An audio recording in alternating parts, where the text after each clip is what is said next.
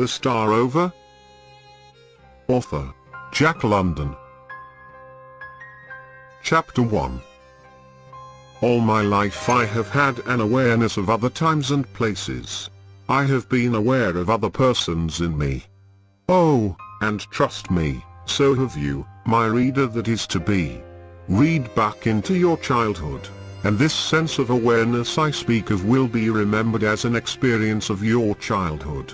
You were then not fixed, not crystallized. You were plastic, a soul in flux, a consciousness and an identity in the process of forming, of forming and forgetting. You have forgotten much, my reader, and yet, as you read these lines, you remember dimly the hazy vistas of other times and places into which your child eyes peered. They seem dreams to you today. Yet, if they were dreams, dream then, whence the substance of them? Our dreams are grotesquely compounded of the things we know. The stuff of our sheerest dreams is the stuff of our experience. As a child, a wee child, you dreamed you fell great heights. You dreamed you flew through the air as things of the air fly. You were vexed by crawling spiders and many-legged creatures of the slime. You heard other voices, saw other faces nightmarishly familiar, and gazed upon sunrises and sunsets other than you know now, looking back, you ever looked upon. Very well. These child glimpses are of otherworldness, of other lifeiness, of things that you had never seen in this particular world of your particular life. Then whence? Other lives? Other worlds? Perhaps, when you have read all that I shall write, you will have received answers to the perplexities I have propounded to you, and that you yourself, ere you came to read me, propounded to yourself. Wordsworth knew. He was neither seer nor prophet, but just ordinary man like you or any man. What he knew, you know, any man knows. But he most aptly stated it in his passage that begins not in utter nakedness, not in entire forgetfulness. Ah, truly, shades of the prison house close about us, the newborn things, and all too soon do we forget. And yet, when we were newborn we did remember other times and places. We, helpless infants in arms or creeping quadruped like on the floor, dreamed our dreams of air flight. Yes, and we endured the torment and torture of nightmare fears of dim and monstrous things. We newborn infants, without experience, were born with fear, with memory of fear, and memory is experience. As for myself, at the beginnings of my vocabulary, at so tender a period that I still made hunger noises and sleep noises, yet even then did I know that I had been a star rover. Yes, I, whose lips had never lisped the word king, remembered that I had once been the son of a king. More, I remembered that once I had been a slave and a son of a slave, and worn an iron collar round my neck. Still more, when I was 3, and 4, and 5 years of age, I was not yet I. I was a mere becoming, a flux of spirit not yet cooled solid in the mold of my particular flesh and time and place. In that period all that I had ever been in 10,000 lives before strove in me, and troubled the flux of me, in the effort to incorporate itself in me and become me. Silly, isn't it?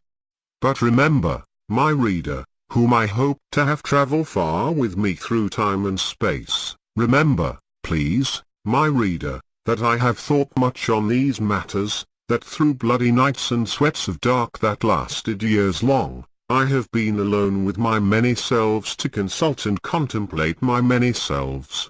I have gone through the hells of all existences to bring you news which you will share with me in a casual comfortable hour over my printed page. So, to return, I say, during the ages of 3 and 4 and 5, I was not yet I.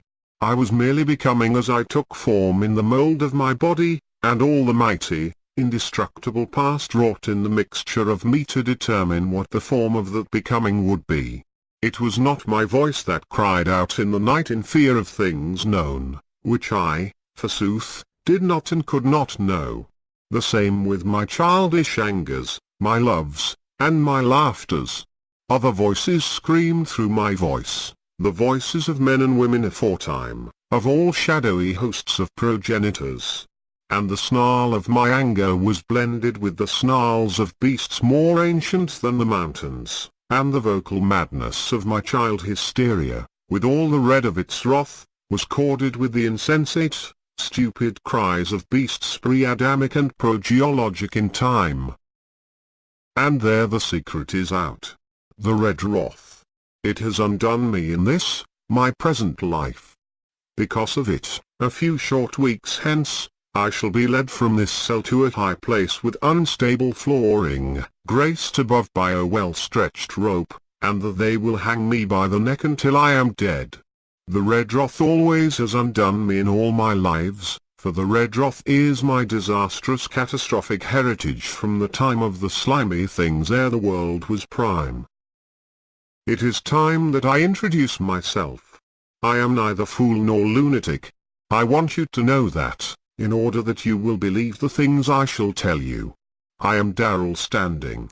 Some few of you who read this will know me immediately, but to the majority, who are bound to be strangers, let me exposit myself.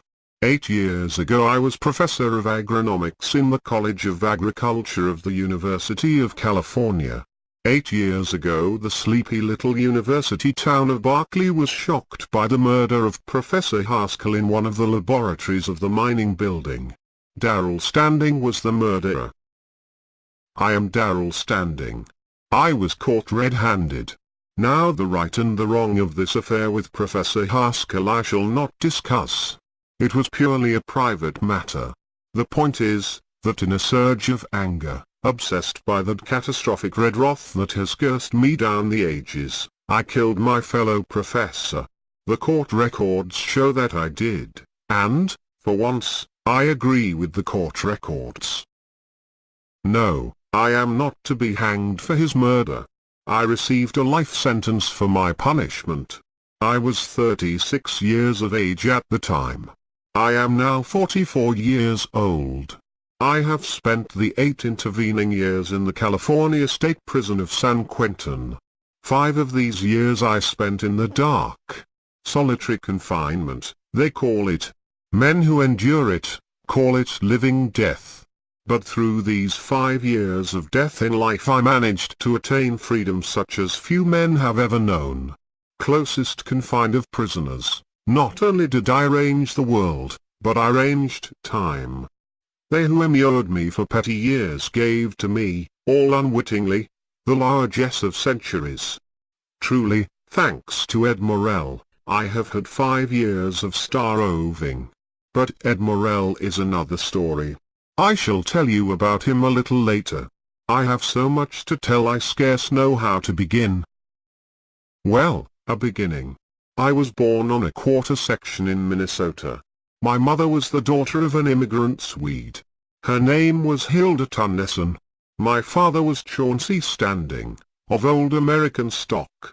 He traced back to Alfred Standing, an indentured servant, or slave if you please, who was transported from England to the Virginia plantations in the days that were even old when the youthful Washington went a-surveying in the Pennsylvania wilderness.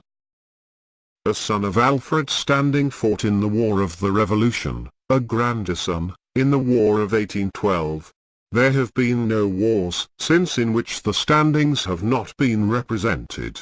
I, the last of the Standings, dying soon without issue, fought as a common soldier in the Philippines, in our latest war, and to do so I resigned, in the full early ripeness of career, my professorship in the University of Nebraska. Good heavens, when I so resigned I was headed for the deanship of the College of Agriculture in that university. I, the star-rover, the red-blooded adventurer, the vagabondish Cain of the centuries, the militant priest of remotest times, the moon-dreaming poet of ages forgotten and today unrecorded in man's history of man. And here I am, my hands dyed red in murderer's row, in the state prison of Folsom, awaiting the day decreed by the machinery of state when the servants of the state will lead me away into what they fondly believe is the dark they fear, the dark that gives them fearsome and superstitious fancies, the dark that drives them, drivelling and yammering, to the altars of their fear-created, anthropomorphic gods. No, I shall never be dean of any college of agriculture.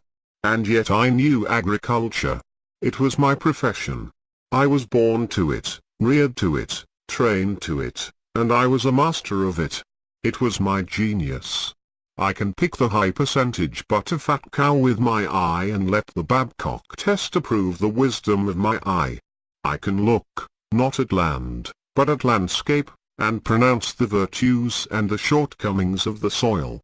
Litmus paper is not necessary when I determine a soil to be acid or alkali.